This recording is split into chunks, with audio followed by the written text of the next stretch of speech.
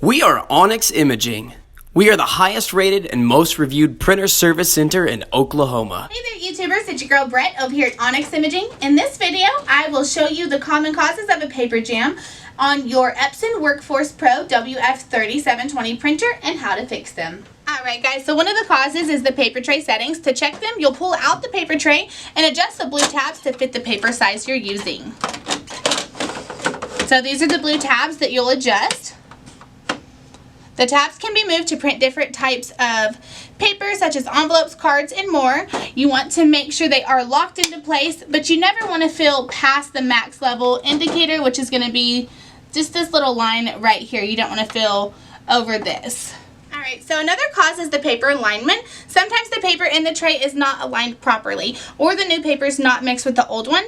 This can cause the paper to feed unevenly or stick together. To prevent this, take out all the paper from the tray and mix it with your new paper, put them together. Then you want to fan out the paper and remove any condensation that might make the paper stick together. Next, you'll align the edges of the paper so that they are even on all sides. And last but not least, you'll put the paper back into the tray and make sure it's not too loose or too tight.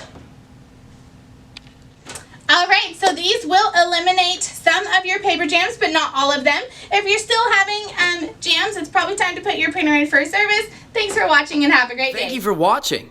If you're interested in how you can receive free labor on all of your service calls, as well as how to qualify for free printer upgrades, contact us today.